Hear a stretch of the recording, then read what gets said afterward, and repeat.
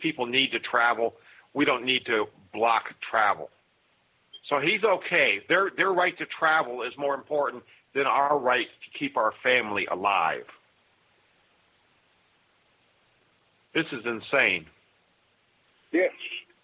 This is insane. And there are actually more immigrants now. Speaking of immigration, we've actually got more immigrants coming from the Middle East than we do from Central America.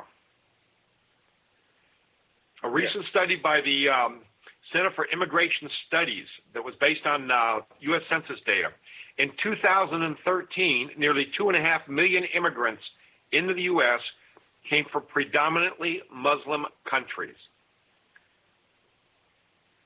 Predominantly Muslim countries. Obama is doing everything he can to destroy America, including bringing these Islamist, America-hating scumbags out of their caves and into our neighborhoods. The study takes into account both legal and illegal immigration and shows that 2.4 million immigrants from Muslim-majority countries now reside in the United States. That's a 63% increase over just 2000. Marcy. Are you feeling any safer now, brother? Oh, yeah, I'm not feeling safer at all. And then I also know about the numbers for the middle-class family. From 2003, they were making roughly $52,000. No, $72,000 a year. They now make $52,000 a year. Yeah. Well, they're making less, but that's offset by the increase in gas prices, the increase of prices of food, the increase of prices of just about anything. So it's almost like a wash, right? Yeah, really. Yeah. It's insane. And these aren't just Muslim-speaking countries. I mean, let's be real clear about what we're talking about. The most serious problem is people coming in from Nigeria. 492 people. Now, this is where we get Boko Haram, the people that kidnap school kids and sell them into slavery and sexual slavery. Followed by Pakistan with 334. Now, these are just the illegal immigrants that are caught at the border. Followed by Saudi Arabia with 264. Iran with 257. Lebanon, 230. This is somebody from each one of these countries practically every day. And in the case of Nigeria, almost 2 a day.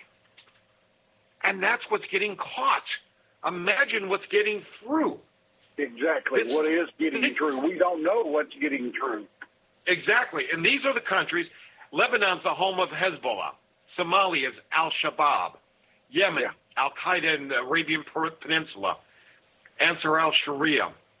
These are countries that are predominantly terrorist states. There's 9,862 known terrorist state people that have been apprehended in the last 2 years. My question to you is, where are they? Obama has not been big on sending people back. They lock them up and they release them. It's all a shell game. Nobody knows where these people are at. Folks, we got another break to take. Bill and I'll be right back. Please stick around.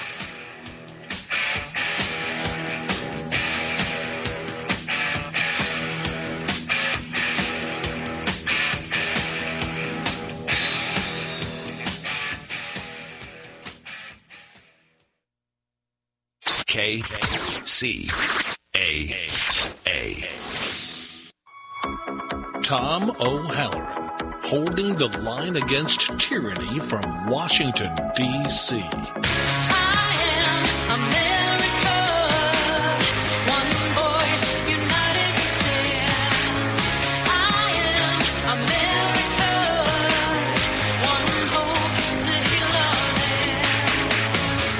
There is still work that must be done.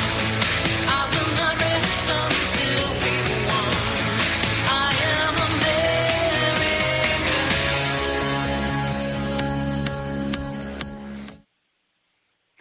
welcome back. This is the fastest hour in radio. This is the Tuesday night edition of Patriot Radio with Tom O'Halloran, he being me.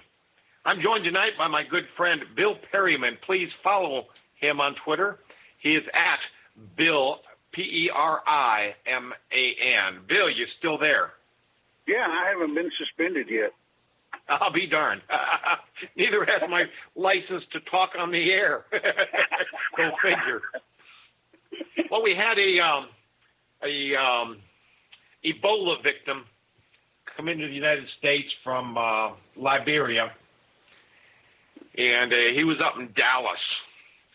And it seems like Jesse Jackson figured out that there were some microphones and video cameras around, so he made a trip to Dallas. I think it was this morning.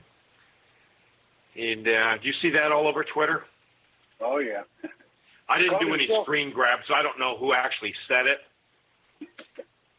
Somebody actually said, poor Dallas, they had the storms, they had the floods, they had a fire, they had Ebola, and now they've got Jesse Jackson coming to town. As if we haven't suffered enough. Well, that's not all that's come here recently. That Mohammed El Ibri, or the guy that was working with the Obama. El Ibri, yeah. Yeah, he's now living in Dallas, old boy. Yeah. Yeah, the number one sleaze bag in all of Dallas, I think.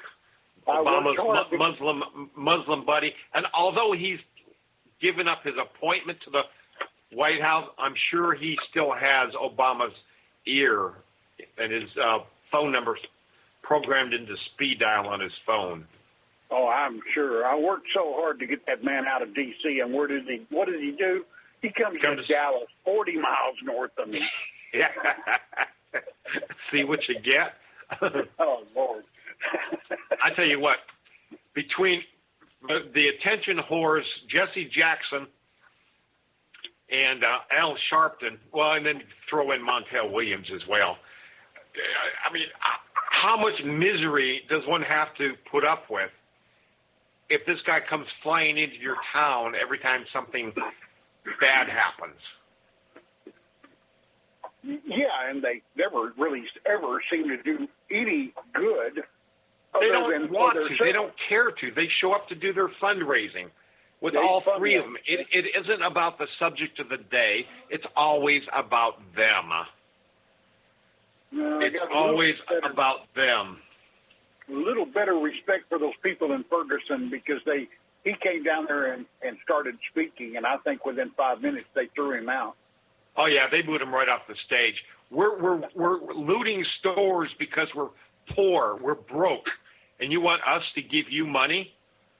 Guy shows up in his limousine asking for donations from poor people. We're in a $20,000 Rolex. Yeah.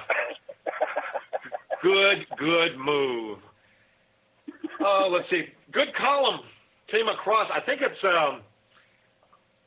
maybe a year and a half old.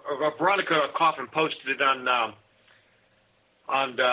sendthewetbackshome.com this week. But it was a column done by Tina Grigio. She's a journalist for Rocky Mountain News. And she says, I did a column for entitled Mexican Visitors Lament. And in the process of doing this column, she had interviewed Mexican journalist Evangelina Hernandez. And Hernandez said, illegal aliens pay rent, buy groceries, buy clothes.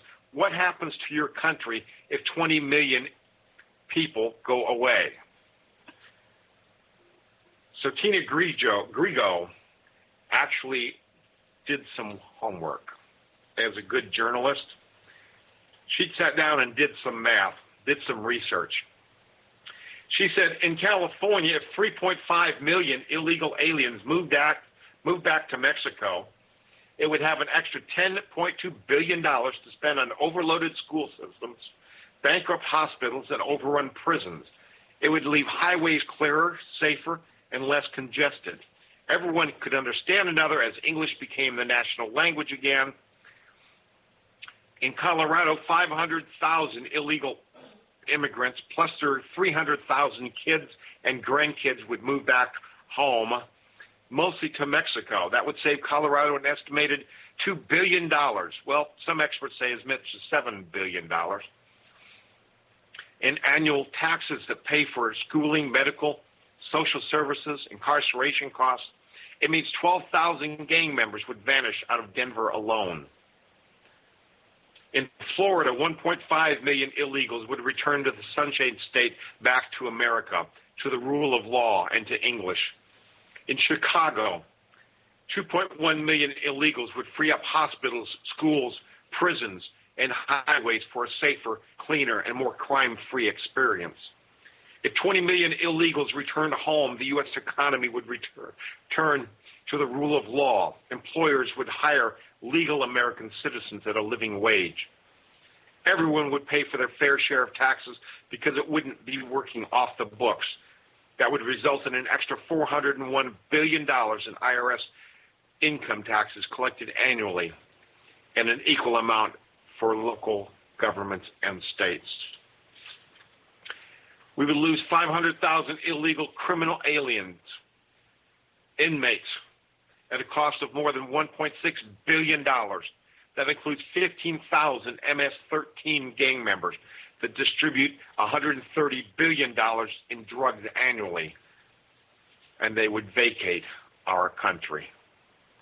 In cities like L.A., 20,000 members of the 18th Street Gang would vanish from our nation. No more Mexican forgery gangs for ID theft from Americans. No more foreign rapists and child molesters. Losing more than 20 million citizens will clean up our crowded highways and gridlock. And it goes on and on and on. If the illegals were sent home, it would be a very good thing. Yes, it would. Impressive numbers. Very much. Yeah, she did some real homework on that. And, I mean, there's about almost 3 pages of this. And in every state you look at, it would help the economy. It would help traffic. It would help the prison systems. And there have been 3 presidents in U.S. history that have actually rounded up illegal aliens and sent them home. It was actually called Operation Wetback during at least one of the sweeps, and they sent them home. One of the times, I believe it was Roosevelt. I'm not absolutely positive. One of the times was right after World War II, and it was so that the Americans returning from war could have the jobs that were being taken. See, presidents at one time cared more about the citizens of America than they did illegal aliens. Exactly. I don't think it's that way anymore, do you? No. I saw something on Breitbart today about Obama really building up this Gutierrez guy. And, you know, Gutierrez, he is like anti-American as he can be. Oh, yeah. Yeah, he's like La Raza through and through. He is, yes. And he holds no qualms against telling people that. I guess his district must be mostly Hispanic. You think? Yeah, his district, I think, is entirely Hispanic, or he wouldn't be in office. He has to be. But this thing where they're not protecting us. I mean, our border should have been closed. Our airspace should have been closed right after that Ebola patient showed up. I mean, come on. And Ebola is not the only serious disease by any means. Oh, we've had people coming across with all sorts of diseases. Yep. And I've seen some of the photos of people with their arms swollen up and blistered, and it just